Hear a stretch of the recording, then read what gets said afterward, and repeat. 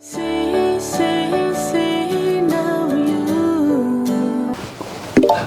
Paz, família, sejam todos bem-vindos a mais um conteúdo do nosso e vosso canal FD Yuris. E hoje estamos aqui com uma pessoa muito especial. Estamos aqui com o Dr. Afonso Comidando. Dr. Afonso Comidando, muito obrigado por essa possibilidade de estar com o doutor. Muito obrigado por poder participar ao programa da FD Yuris. Prazer é todo meu. Nós agradecemos mesmo imenso. É uma grande honra termos o Dr.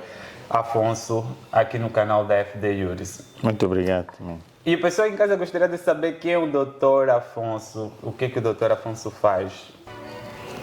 Ok. Bom, Afonso Comidando é uma pessoa que se formou em Direito pela Universidade de Agostinho Neto.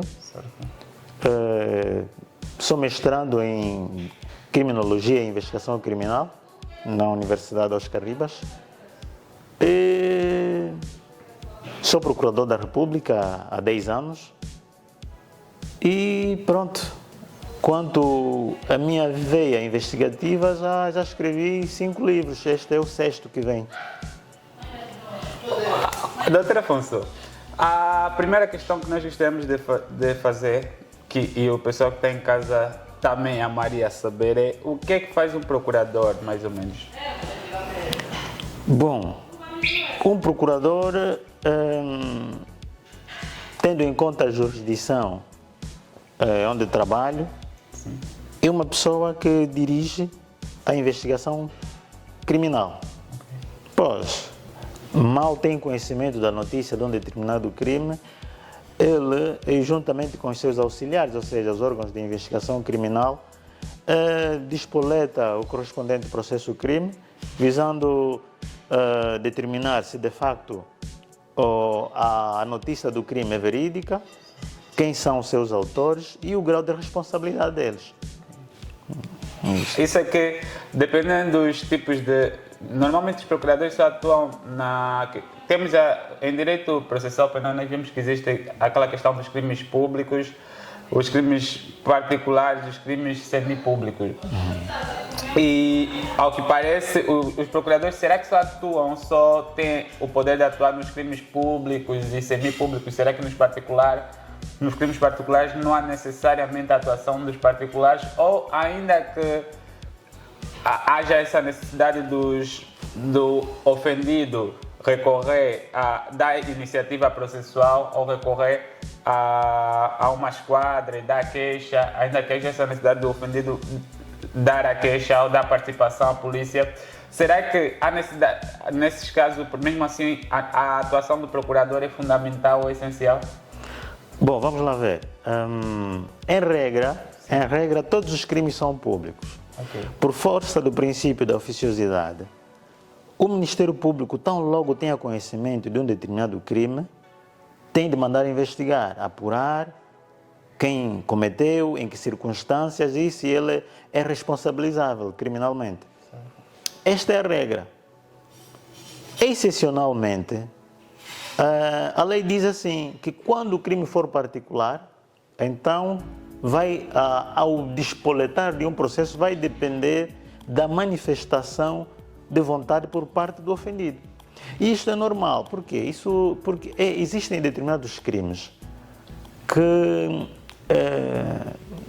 por causa da sua pouca danosidade, ou então pelo facto de a vítima muitas vezes querer proteger a sua imagem, fazer uma análise de custo-benefício, então pode chegar à conclusão de que vale a pena que este processo não ande.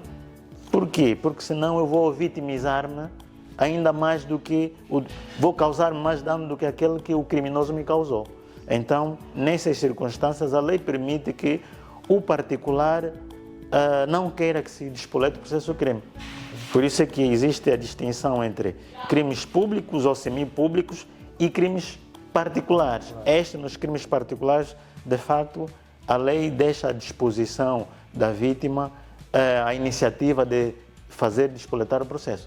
Certo. Mas nesses casos, Nesse caso, qual seria a função do procurador nos crimes particulares? Será que a atuação do procurador é essencial mesmo assim?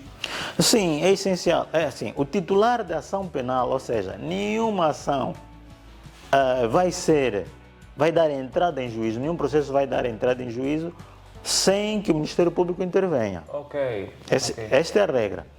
Agora, o que pode acontecer, por exemplo, nos crimes particulares, é que o particular, repare, para que o processo dê início, é ele quem tem que manifestar a vontade. E deve se constituir assistente, ou seja, tem que, assim que faz o processo de despoletar, constituir já advogado. E juntar a procuração. Sim, porque aquilo é que dá certeza ao Ministério Público que a vítima realmente quer que o processo ande. E quando isso acontece? No momento em que o processo tiver que ser introduzido em juízos, ou seja, a instrução já foi toda feita, o Ministério Público vai notificar o ofendido, vai dizer, olha, a instrução está toda feita. Eu já posso acusar, mas não posso acusar sem que o senhor, na qualidade de ofendido, e nesse caso assistente, faça a acusação. Eu vou seguir a sua acusação, ou seja, só poderia acusar se você me der legitimidade, porque nos crimes particulares a legitimidade do Ministério Público depende do assistente. Se o assistente não quiser ir para frente, o Ministério Público também não pode, tem que mandar arquivar o processo. E nesse caso, se tratar de um crime público, o próprio procurador poderá proceder mesmo sem necessariamente o particular recorrer? Sim, nos casos dos crimes públicos, a intervenção do Ministério Público é sempre oficiosa, ou seja, basta tomar conhecimento que houve um crime, tem que mandar apurar quem é o autor e como é que se esse indivíduo é responsabilizável ou não. E fazer o processo correr até entrar em julgamento. E defender a acusação, se for o caso disso, na fase de julgamento ou ir até ao recurso.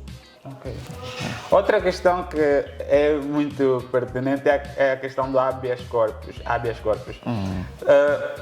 Mais ou menos qual a função do procurador nessas questões do habeas corpus? Como é que funciona essa questão? Porque o ofendido nesse caso tem que solicitar ao procurador, será que é isso?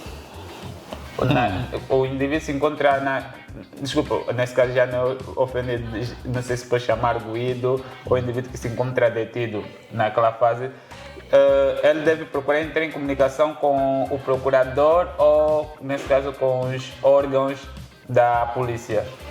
Assim, há que distinguir. Suponhamos que certo indivíduo está detido sob a ordem da polícia, porque há detenções que são a mando do Ministério Público e há outras que são da iniciativa da própria polícia. Se o indivíduo está detido sob a ordem da polícia, então o arguido, ou seja, o indivíduo que está detido, ou os seus familiares, ou qualquer pessoa, no interesse da pessoa que está detida, pode solicitar ao Ministério Público a soltura imediata, mas isso ainda não é habeas corpus. Não, isso aí é solicitar a atuação do Ministério Público ainda no âmbito da sua fiscalização externa dos atos da polícia. Agora, quando falamos de habeas corpus, significa um pedido de soltura imediata do detido que é dirigido ao juiz, nesse caso ao juiz de garantias. Então, isso significa o quê? Que quando o indivíduo está quando o indivíduo está detido porque a polícia deteve ou porque o Ministério Público mandou deter e se considera aquela detenção ilegal, abusiva, então há um pedido dirigido imediatamente ao juiz, que é o juiz de garantias. Bom, eu digo assim, que é o juiz de garantias, mas na verdade a lei diz que tem que ser o juiz presidente da comarca. Essa é uma controvérsia que eu, por acaso, nessa segunda edição do livro, procurei abordar e sugerir soluções, porque não é, do ponto de vista científico, perdão, não é correto que o pedido de liberdade imediata seja dirigido ao juiz presidente da comarca. Devia ser ao juiz de garantias. E se o pedido de soltura imediata fosse contra um ato do juiz de garantias, aí sim é que devia ser, o pedido de soltura imediata devia ser dirigido a um juiz de um tribunal superior, do Tribunal Superior. Uau. Então, Se por acaso o indivíduo se encontrar detido, e quais são os procedimentos que ele pode adotar para poder solicitar o habeas corpus ou poder requerer o habeas corpus? Sim, para o pedido de habeas corpus, é assim, na prática, quem está detido não tem como se virar, não é? Ou seja, não tem como ele, a partir daí, das celas, contactar quem de direito para providenciar a sua soltura imediata. Por isso é que a lei permite que seja qualquer indivíduo em nome da pessoa que está detida. Ou seja, basta e mais, não requer formalidades. Quer dizer que pode ser um mero escrito com a mão e este escrito é dirigido ao juiz e o juiz vai analisar se de facto procede ou não aquele pedido. Certo, nesse caso o juiz tem que ser...